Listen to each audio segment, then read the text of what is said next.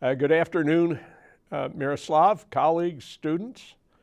I apologize for being out of town today on a day when we're talking about my favorite subject, which is markets and businesses and the human characteristics that are functional in market systems and their relationship to religious teaching and education and are supportable from a religious point of view. Let me put this together under 6 headings. I'll do all this in 5 or 10 minutes. In preparation this morning, I reviewed the 10 commandments, and the first 3 or 4 don't seem to have much direct bearing on market societies. And the one which is probably most foundational has to do with telling the truth, not bearing false witness. And let's call this the integrity package. The fit between, to my knowledge, all religion and the basic norm of truth is pretty powerful. And that basic norm is absolutely foundational to the way markets work. One way to look at it is not committing fraud, not labeling something organic and marking up the price when you grew it with chemicals. Another is when you're in an employment situation, where you're the employee and there is an organizational goal and you have a task to do. That goal, insofar as you're committed as an employee, has to be your goal. It has to become internalized. And you've got to take that seriously and put it ahead of competing personal goals. If you look at the most important and dramatic meltdowns in market systems over the last decade, a very high fraction of them have to do with breaches of integrity. The ninja mortgages written knowingly across the country, ninja meaning no job, no income, no assets, were written in bad faith. And the bad faith was institutionalized, and everybody understood what it was, and it was just wrong. And similarly, the off-balance sheet partnerships, which Enron used to hide debt and hide failed projects from investors, fell in the same category. So the integrity package is a big and important one. A second one, I think, is openness to difference. The great run-up in productivity that market societies have exhibited over the last, let's say, 200 years, has a lot to do with learning to see talent through or beyond ascriptive identities, beyond the question, is this a man or a woman? Is this a Hindu or a Muslim?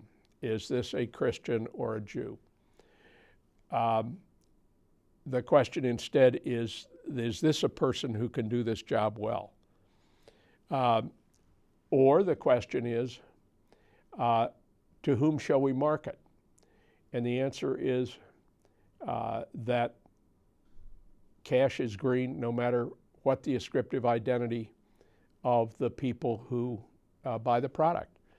The overcoming in the United States of arbitrary prejudice based on race and gender, both of them. Enormous progress has been made in the last 2 generations. And in every field, the demonstration that fresh talent of the highest order comes from every ascriptive group is a really important point, and it's a point which is certainly consistent with the Judeo-Christian tradition. And I think with all of the others. Third is what people call a work ethic, the notion of defining value in one's productive life, in seeing excellence and craftsmanship and ingenuity invested in a job as a personal value, not something one does to get to the end of the day and collect the paycheck, but something one does because it's part of who she or he is. Fourth,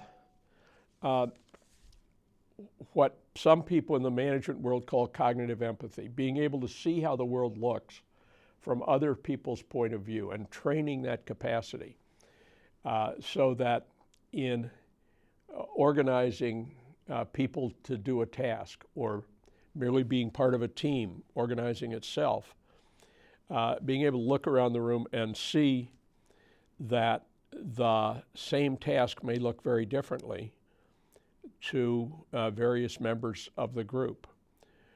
Similarly, cognitive empathy in marketing products to people whose tastes and values or needs are very different from your own. Being able to imagine how the world looks from a wheelchair in doing architecture, for example, or in product design. So cognitive empathy is the fourth one. The fifth one, and perhaps the most trite, is a sense of thrift, a sense of economy, a willingness to fit the resources used to accomplish a task or produce a product